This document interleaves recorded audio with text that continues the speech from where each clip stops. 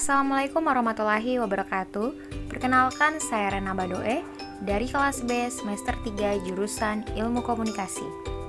Di video ini, saya akan memaparkan diagram fishbone yang telah saya buat untuk memenuhi salah satu tugas dari mata kuliah Dasar-Dasar Komunikasi Strategis. Nah, teman-teman, sebelumnya perlu diketahui bahwa analisis fishbone adalah suatu pendekatan terstruktur yang memungkinkan dilakukan suatu analisis lebih terperinci dalam menemukan penyebab-penyebab suatu masalah, ketidaksesuaian, dan kesenjangan yang ada. Untuk diagram fishbone saya sendiri, saya menganalisis satu kasus, yaitu dampak negatif aplikasi berbagi video bagi anak-anak di bawah umur di Indonesia. Dan aplikasi yang dimaksud adalah aplikasi yang sangat populer, yaitu TikTok. Oke, langsung saja kita masuk ke pembahasannya. Nah, bisa teman-teman lihat, ini adalah diagram fishbone yang telah saya buat. Ada bagian kepala, bagian tubuh, dan bagian ekor. Di bagian kepala adalah masalah yang kita fokuskan dari kasus tersebut. Nah, di bagian tulang kerangka yang pertama ada measurement dan method. Measurement adalah data-data yang telah dikumpulkan dari hasil riset tersebut. Nah, di sini saya mencantumkan data-data hasil dari riset Rida Mayanti dan Ilham Gemiharto. Bisa teman-teman lihat data yang telah saya cantumkan, terpaan internet sebanyak 60,15% ada pada usia 20 hingga 29 tahun, dan sisanya yaitu 43,90% ada di usia 9 hingga 19 tahun. Nah, sisanya ini adalah remaja dan anak-anak.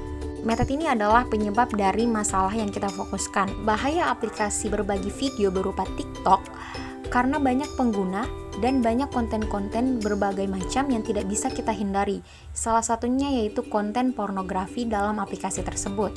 Tentu saja ini bisa diakses oleh remaja dan anak-anak karena tidak ada fitur yang dapat digunakan untuk mencegah remaja dan anak-anak dalam mengakses konten. Sehingga kemungkinan besar mereka bisa melihat konten tersebut. Nah, kita masuk ke tools. Tools adalah penyetop masalah. Nah, untuk menangani masalah tersebut, sudah ada larangan dari pihak pendidikan untuk menggunakan smartphone di sekolah. Kemudian ada pengawasan orang tua juga jika anak bermain smartphone di rumah. Artinya, di sini peran orang tua sangat penting untuk anak bermain smartphone. Ini dilakukan untuk menjaga apa saja yang diakses oleh anak-anak. Kemudian kita masuk ke mesin. Mesin adalah alat yang digunakan dalam kasus tersebut. Nah, di sini alat yang digunakan adalah smartphone. Smartphone ini digunakan untuk mengakses internet.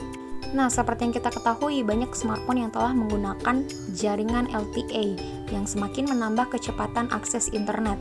Dengan ini maka semakin bebas pula anak untuk mengakses konten-konten yang tidak pantas. Nah, kita masuk ke kebijakan atau policies.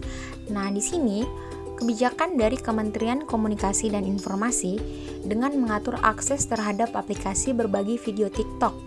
Ada juga tindakan pemblokiran sementara. Namun, kita masuk ke sebagian masyarakat terutama orang tua merasa khawatir. Untuk itu mereka mengusulkan kepada pemerintah untuk memblokir aplikasi tersebut secara permanen, sehingga anak tidak dapat mengakses aplikasi tersebut. Kekhawatiran tersebut tidak hanya terjadi kepada orang tua, tetapi juga dari kalangan pendidik dan pemuka agama. Mereka cemas terhadap dampak negatif dari aplikasi berbagi video. Ini dikarenakan batasan usia minimal yang sangat longgar untuk dapat mengakses aplikasi TikTok. Selain itu, kecenderungan pengguna atau pengguna TikTok yang menghalalkan segala cara, misalnya dengan berpenampilan vulgar dan mendapatkan like dari pengguna lainnya. Kalangan pendidik dan pemuka agama berpendapat bahwa aplikasi berbagi video TikTok dapat membahayakan mental dan moral kaum generasi muda, khususnya anak-anak di bawah umur, karena lebih banyak bahayanya dibanding manfaatnya, sehingga mengusulkan kepada Kementerian Komunikasi dan Informasi untuk memblokir aplikasi tersebut secara permanen. Nah, teman-teman, itulah diagram fishbone yang telah saya buat dengan fokus masalah bahaya aplikasi berbagi video terhadap anak di bawah umur. Sekian dari saya, terima kasih. Wassalamualaikum warahmatullahi wabarakatuh.